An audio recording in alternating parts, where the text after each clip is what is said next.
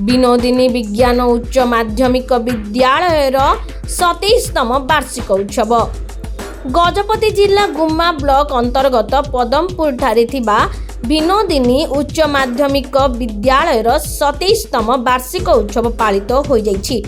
एही वार्षिक उत्सव रे मुख्य अतिथि भावे paralakhemundi विधायक इंजीनियर रूपेश कुमार पाणिग्राही जोग दे छात्र जीवनर नूतन दिगंत उपरे बुझाइथिले। मुख्य वक्ता भावे जिला परिषदर मुख्य उन्नयन अधिकारी तथा निर्वाही अधिकारी डॉक्टर गुणनिधि नायक जोग दे छात्र और गुरुंक मध्यरे समन्वय रखिबा सहित पाठ पढ़ी आत्मनिर्भर कौशल को आपणैबा पाई प्रवर्ताइथिले।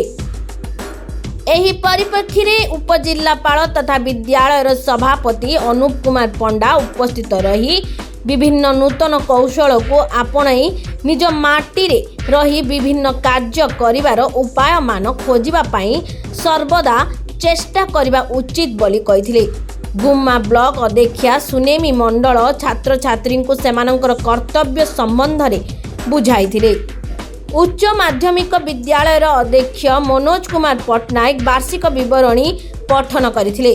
स्वागत भाषण तथा अतिथि परिचय प्रदान करथिले ओडिया अध्यापिका डॉक्टर नलिनी कुमार सावत। विद्यालयर छात्र छात्री मानक द्वारा एक रंगारंग कार्यक्रम होइतिला। शेषरे सांस्कृतिक संसदर संपादक रवेंद्र पाणिग्राही धन्यवाद अर्पण करथिले। एही कार्यक्रम को विनोदिनी विज्ञान उच्च माध्यमिक विद्यालयर समस्त अध्यापक अध्यापिका और कर्मचारी माने परिचालन रे सहयोग करथिले। गजपति जिला गुम्मा ब्लॉक रो सरोज कुमार मिश्रं को रिपोर्ट लक्ष्य न्यूज।